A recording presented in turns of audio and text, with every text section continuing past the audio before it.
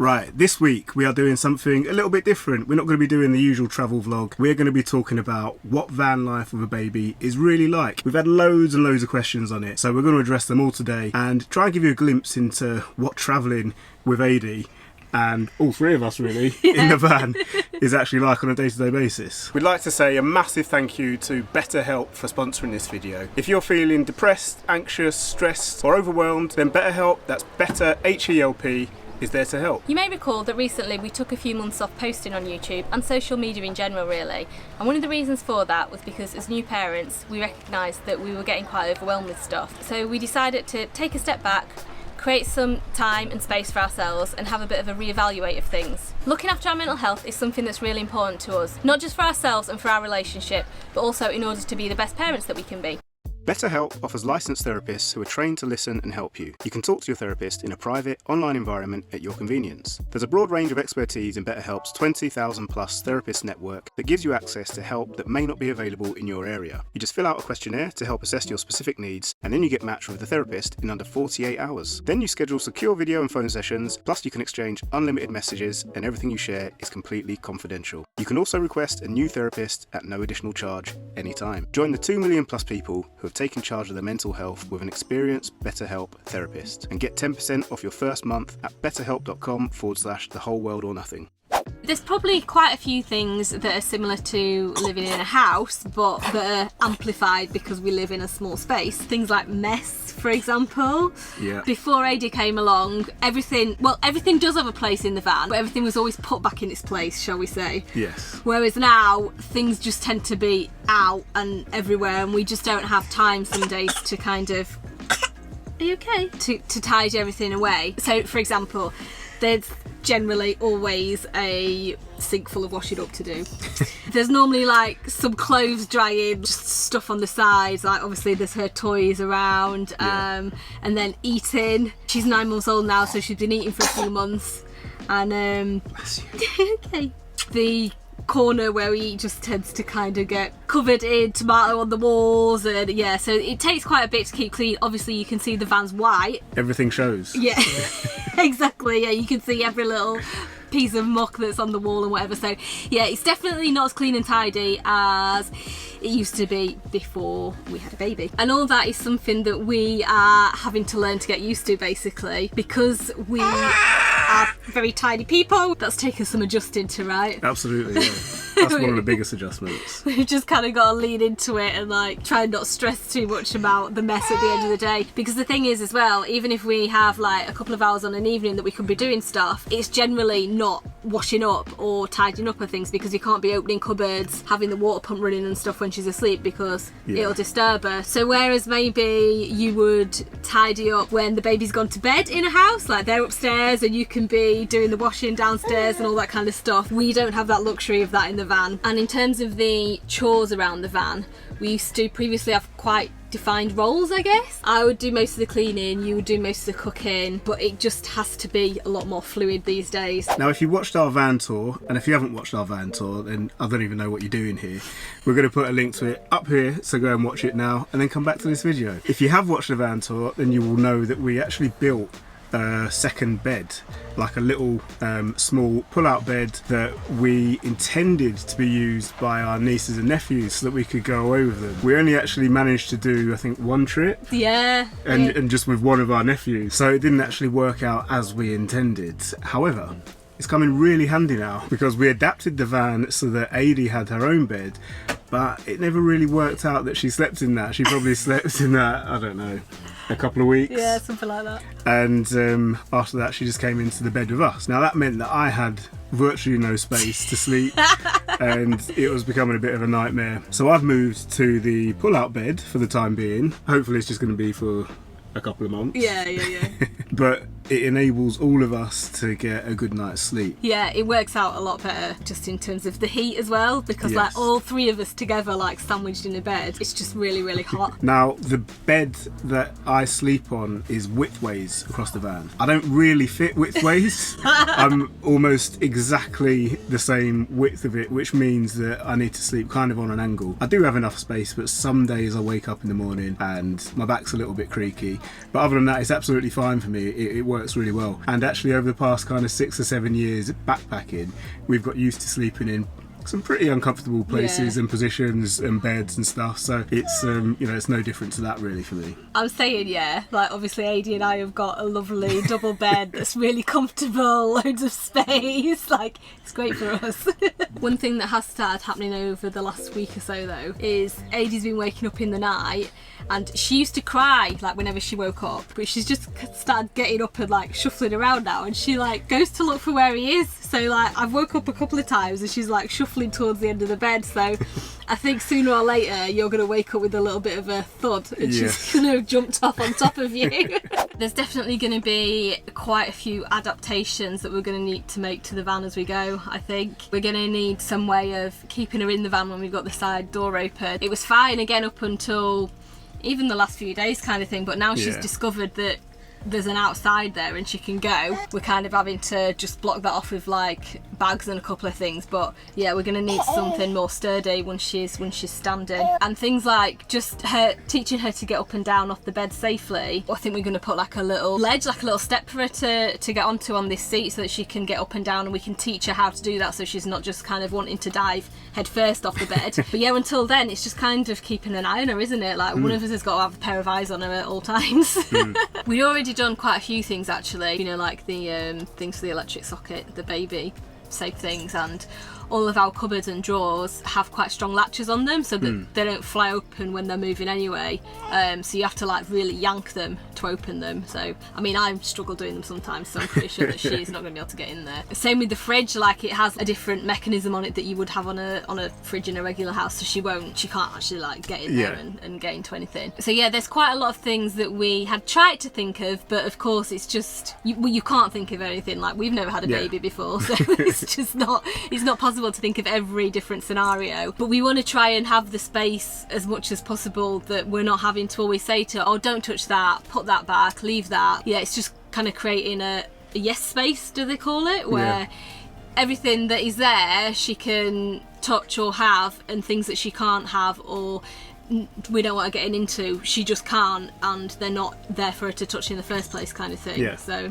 yeah, we've just got to get our thinking caps on with a few things, I guess. I think that's going to be something that just evolves naturally though. As things come up, we'll have to adapt the van to make it more suitable for her, and at the moment it's fine. It works, and we've started doing that, the adaptations that we've made already. We know that there are more things that are going to arise, definitely, and we'll just tackle them as and when they come. I think one of the main concerns that we had even before AD arrived, and certainly before we started travelling around Europe, was how we were going to manage her bedtimes, because we knew in some of the places that we were visiting it's quite a late culture, so having her going to bed at 7 o'clock as she had been previously was going to be a little bit awkward. And it's quite early as well in terms of if you are going to have your evening meal and get tidied up and settle down for the evening, to have done that by 7 o'clock. In most places people haven't even started eating then, like the restaurants aren't even open, so it kind of like was going to limit us a lot. But not only that, there's also the fact that we didn't want to be putting her to bed at 7 o'clock, and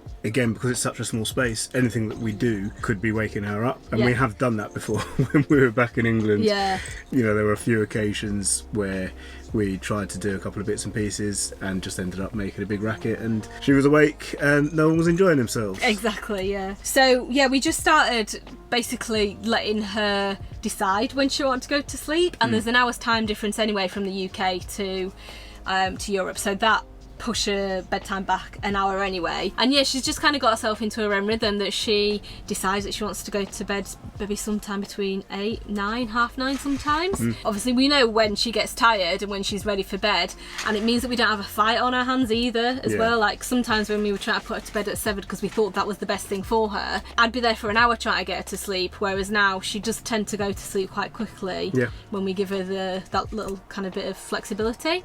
She still gets the same amount of sleep though, because she adjusts herself to when she wakes up. So if she goes to bed at 9 or 10, she'll wake up a couple of hours later in the morning. Exactly. And because we have that flexibility, which is fantastic, we're able to go along with that as well. Or we can wake up in the morning and do a couple of bits and pieces quietly while she's still asleep. But we're not having to set the alarm and all get up as a family at 7 o'clock, for example. So it doesn't matter what time she decides she wants to go to bed, basically. That's what's working for us at the moment.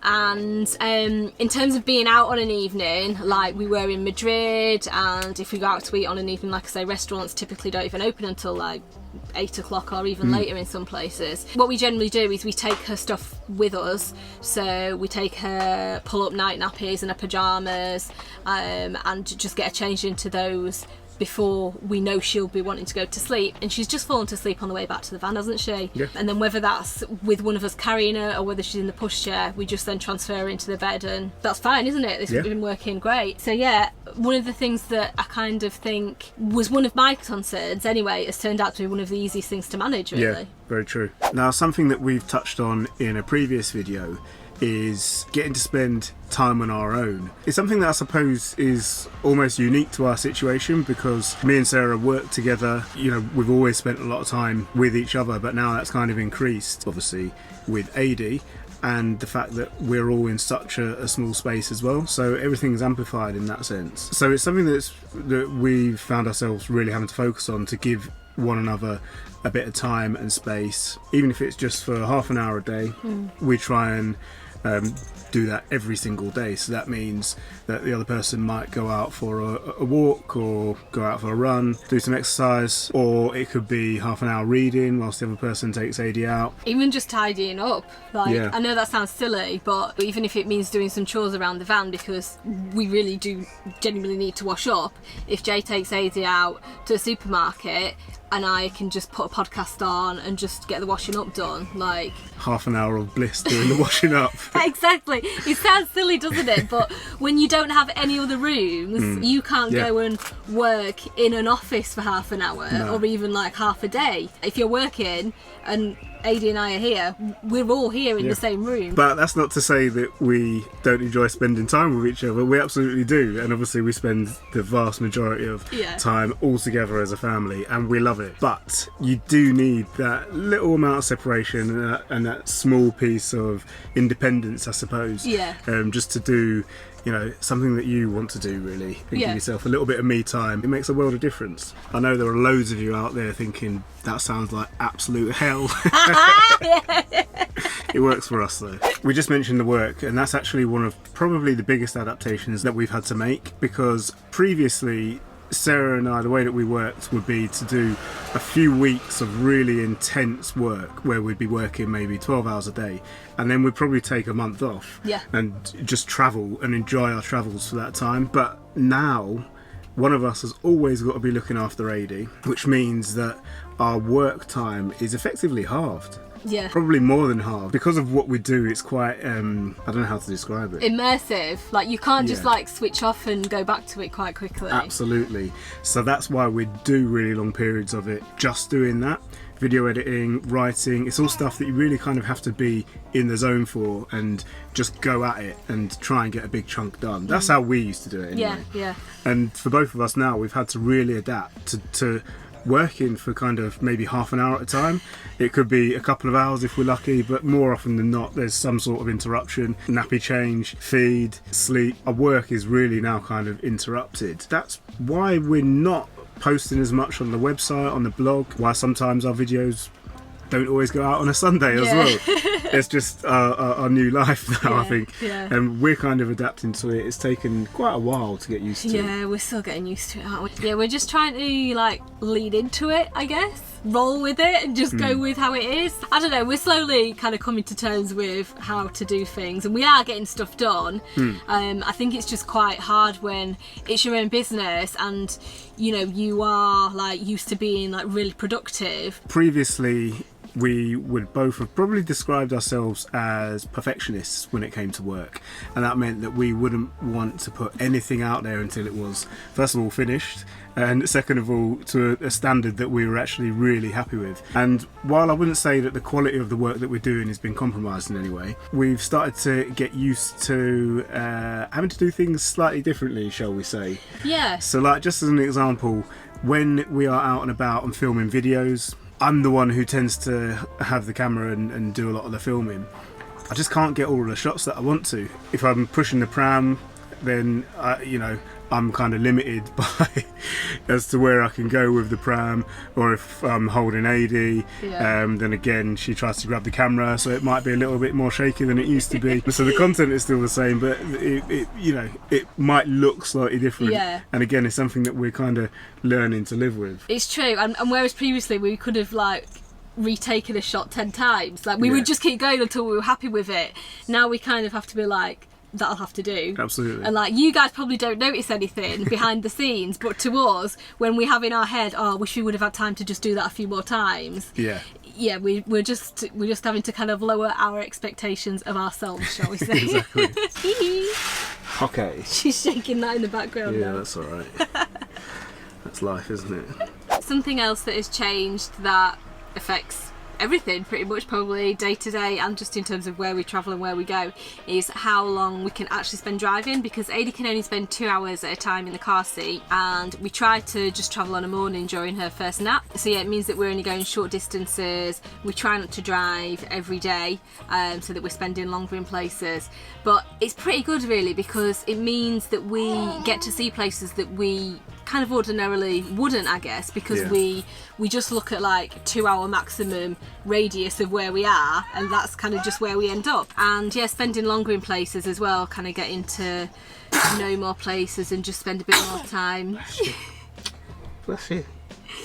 in those places is I don't know, I see that as a positive. Yeah, absolutely. It's a great thing. Yeah, like you say, it's a real positive change to the way that we travel. Yeah. I don't think at first we necessarily saw it like that, because when we're sort of trying to plan where we'd get to each day, we would want it to be going to, I don't know, an amazing place to swim free and wild in the lake, and just things like that, attractive things, I suppose. But now we're ending up in really quite random places, but we're loving it. Exactly, yeah, it's just a slower paced way of life, I guess. You've probably noticed from our videos in Europe so far as well that I haven't been driving. I haven't actually driven the van now, I don't know, since I was probably about 3 months pregnant, so a long time.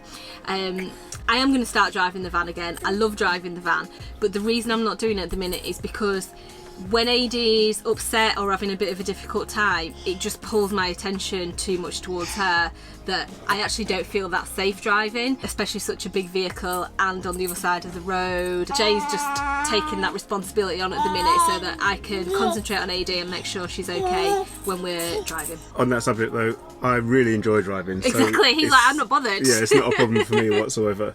It suits both of us really. Another way that it's impacted our style of travel, I suppose, is that when we do go to places where we have planned amazing stuff to do, just as an example, we very recently were in Granada and we'd planned to go to the Alhambra, and we knew that there were other stuff that we wanted to do. But we were staying on a campsite. It was quite an expensive campsite and it had great facilities. It had a really nice swimming pool and stuff.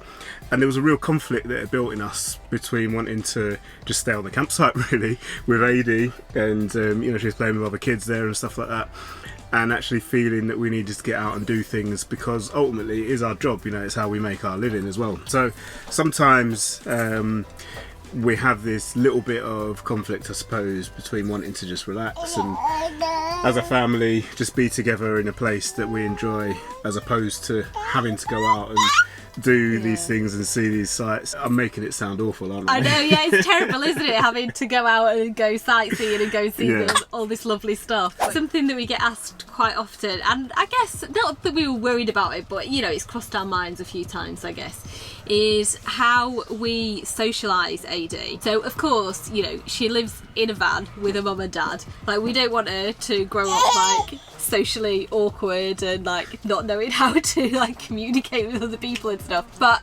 it's just not a problem at all. At park ups, we sometimes, park in the middle of nowhere where there's no one else around, but more often than not, we're parked with other vans that, even if they don't have other kids travelling, people just chat to her all the time. She absolutely loves people. And when we were staying in Madrid, just going into the city every day, travelling on the metro, she absolutely loved it.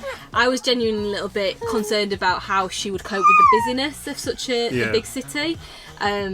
but she loved it. It was just like the 80s show, wasn't it? Like every day on the metro going in and out. And like that's where she learnt to wave, because people were waving at her and then she learnt to wave back. That's not something that I even concern myself with anymore. How about you? No, I'm the same really. It was a question that we got asked a lot, I think, before we started travelling in the van with Adie, and something that we did think about, but since we've been travelling in the van we haven't really had to make any effort at all. It's just kind of happened seamlessly.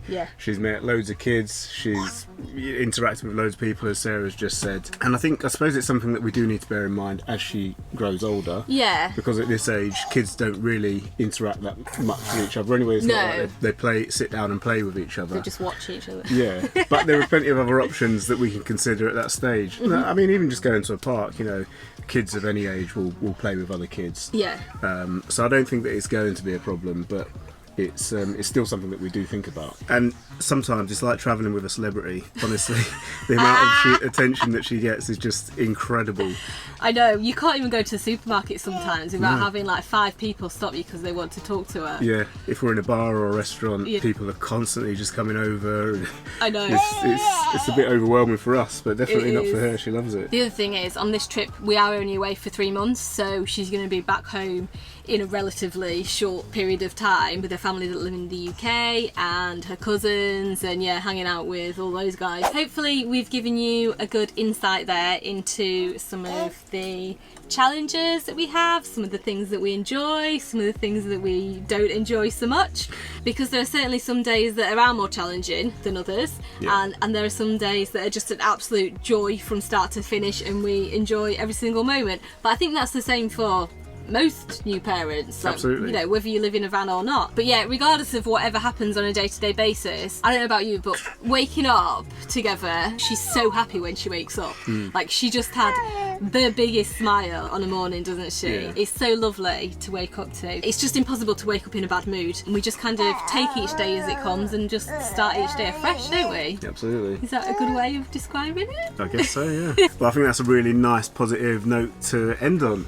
So we're going to call it a day here. We hope you enjoyed the video. If you did, please give it a thumbs up down below, and let us know in the comments if you'd like to see more of these type of videos where we're just sitting here chatting. And if you've got any other questions that you want to ask, feel free to ask down there as well. If you are not subscribed yet, then feel free to do that. We'd love you to become a subscriber, and if you do subscribe, then make sure you hit that little bell button at the same time so you get notified every time we post a new video. Next week we are going to be doing this. We begin the long journey down south to Granada, run into an issue with our lights which leaves us in the dark, and explore one of the most incredible historical sites we've ever visited, the beautiful Alhambra. Catch you then.